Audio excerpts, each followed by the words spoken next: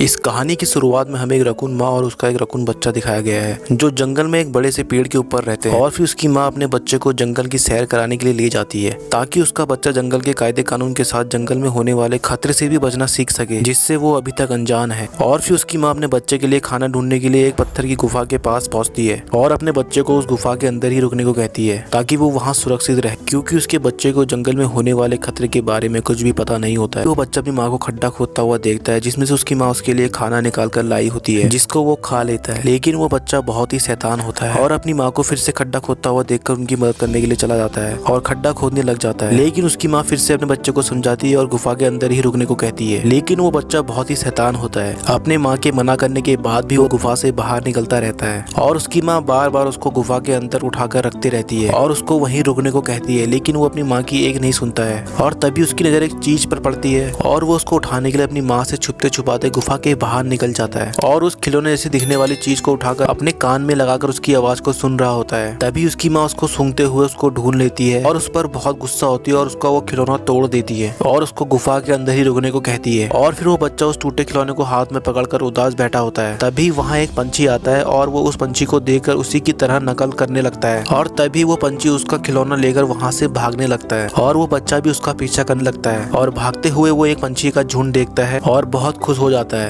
और फिर वो भागते भागते रुक जाता है और उसको एक भेड़िया दिखता है जिसे वो बच्चा देखकर डर जाता है और वहाँ से भागने लगता है और तभी वो भेड़िया भी उसके पीछे भागता है और इस भागदौड़ में उस बच्चे को उस भेड़िए के पंजे के नाखून लग जाते हैं और वो भेड़िया उसको घेर लेता है और उसको मारने के लिए आगे बढ़ रहा होता है। तभी उस बच्चे की माँ वहाँ आ जाती है और उस भेड़िए को एक जोरदार धक्का मार अपने बच्चे को उठाकर एक पेड़ पर चढ़ जाती है और अपने बच्चे पर बहुत गुस्सा करती है और उससे कहती है, मैंने तुम्हें गुफा में रुकने को कहा था तो तुम यहाँ क्यों आए? ये देखो, कुछ टाइम पहले ऐसी एक हादसे में मेरी आंख भी घायल हो गई थी। अगर मुझे आने में थोड़ी देर हो जाती तो वो भेड़िया तुम्हें मार देता। और अपनी माँ का गुस्सा देख वो बच्चा बहुत डरने लगता है। तभी उसकी माँ अपने बच्चे को डरता देख शांत हो जाती है और फिर वो दोनों उस पेड़ की डाल पर शांति से बैठ जाते हैं।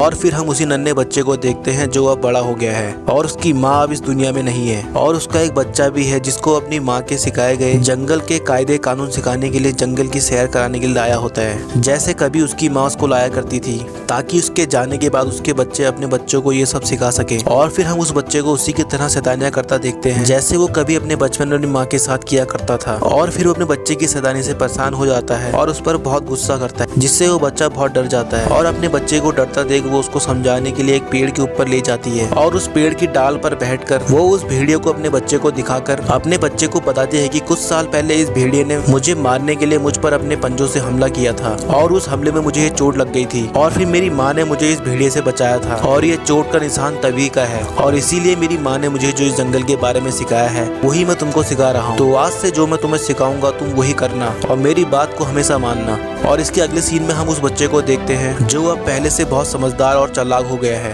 और फिर इसके बाद हम उन दोनों को पेड़ की डाल पर बैठा देखते हैं जहाँ वो अपने बच्चे के लिए वही खिलौना लाया होता है जिससे वो बचपन में खेला करता था। और फिर वो दोनों उस खिलौने को अपने कान में लगाते हैं और इसी के साथ ये स्टोरी की कहानी यहीं पे खत्म हो जाती है। गाइस, ये एक बिना वॉइस की शॉर्ट फिल्म है जिसकी स्टोरी को मैंने आपको एक्सप्लेन किया है। आई होप कि आपको ये स्टोरी पसंद आई होगी और अगर स्टोरी अच्छी लगी हो तो मुझे कमेंट करके जरूर बताना। तो चलिए मिलते हैं ऐसी एक और इंटरेस्टिंग वीडियो में। Bye bye.